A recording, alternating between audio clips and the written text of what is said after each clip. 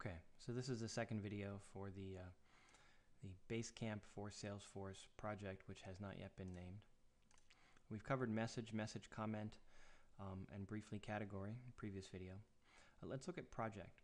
So because I have a large number of projects, I'm not going to show the list of projects, but suffice it to say, Basecamp allows you to set up, depending on the fee agreement you have with them, many different projects.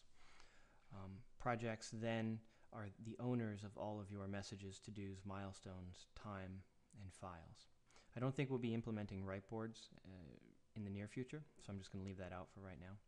But everything, for the most part, really kind of rolls up to a project. Now, the project object is pretty straightforward. It contains the name of the project. The equivalent in Basecamp would be this right here, M43 unnamed Basecamp for Salesforce. That's the project name. In fact, let's look at project settings. This gives us a quick overview. So we have our project name. We have what's called a page announcement. So if we put some text in here, then it shows up on the main overview page. Let's actually just copy and paste this. Okay, and then we'll display that announcement on the overview page. Start page, where do you want to start with? You want to start at the overview tab? Do you want to start at messages, to-dos, or milestones? And then the status, is it active, on hold, or is it archived? So if we save those, all right, and then we head back to our overview page. So here's that announcement. It goes up at the top above the upcoming milestones. There are equivalent fields in Salesforce. We have our description, which is essentially the announcement.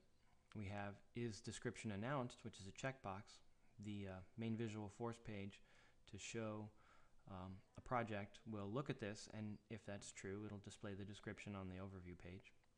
Is it a template? So one of the things that we can do when we create a new project is decide whether to import a template and then customize from there.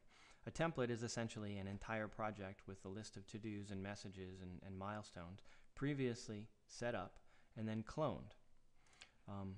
We can check a checkbox here that behind the scenes will go ahead and specify whether it's a template or not. Landing page corresponds to that section that we saw here about where do you want to start with? Overview, messages, to-dos, milestones. That corresponds here to our landing page. And then status is the active, on hold, archived. So project is the effective master. We have project members. Project members is a simple many-to-many relationship between the project and a user. So I've made an architectural decision here, which is that you have to be a user in order to be able to log in and be associated with a project. So whether that is a high-volume license user or whether it is an actual Salesforce internal user or whatever the licensing model is that you use, from an architectural perspective, we don't map membership to contacts. We only map it to actual users.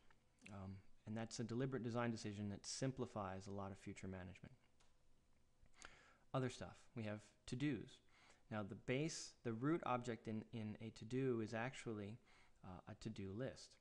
So a to-do list is equivalent to one of these over here. We have our sample to-do list, which then contains a series of to-dos. And as you can see, each to-do can be assigned to somebody, and it can have a due date.